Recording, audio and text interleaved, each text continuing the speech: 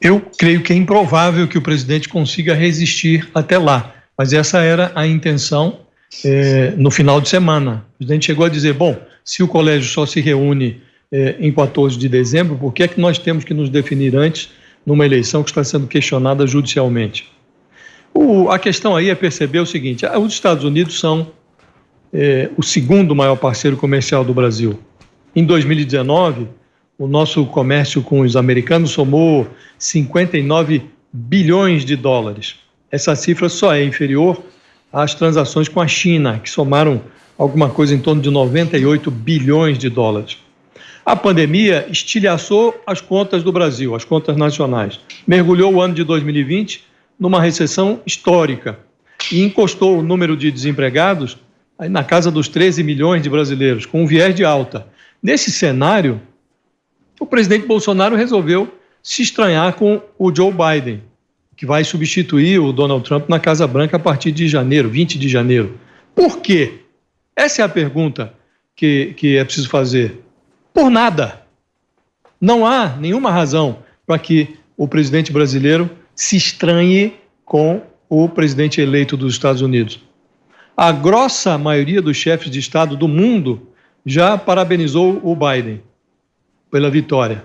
O Bolsonaro se mantém leal ao Trump, que questiona judicialmente a vitória do rival. E o Trump está decidido a embaralhar o processo de transição.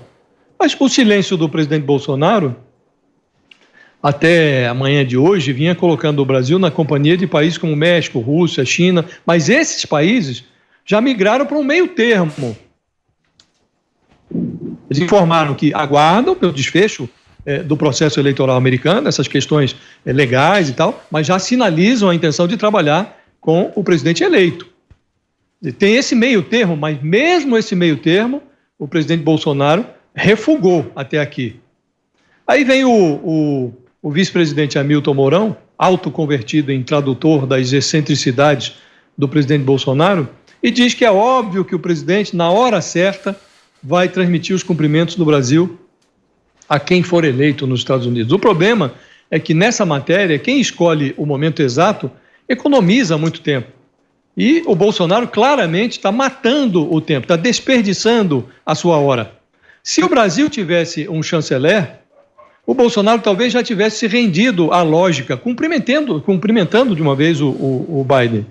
Mas o Ernesto Araújo é um ministro ilógico. Ele é responsável pela pasta das relações exteriores, mas defende que o Brasil restrinja os seus relacionamentos. Há 2 semanas, discursando para formandos do Instituto Rio Branco, o chanceler Araújo disse que se a atuação da diplomacia brasileira faz de nós um pária internacional, então que sejamos esse pária.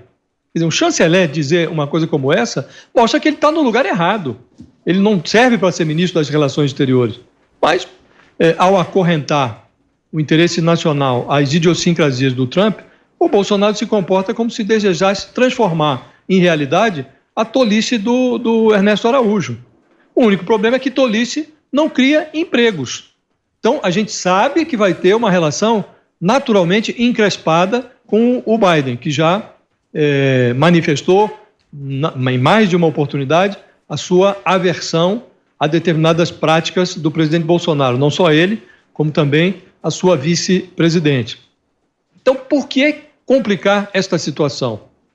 Hoje, olhando a cena toda, essa complicação se dá por nada. Não há nenhuma razão objetiva que justifique essa movimentação do presidente Bolsonaro. Então, o que é mais lamentável é isso, é que essa estratégia do presidente, ela não tenha nada por trás, a não ser a sua idolatria ao Donald Trump, que perdeu o prazo de validade.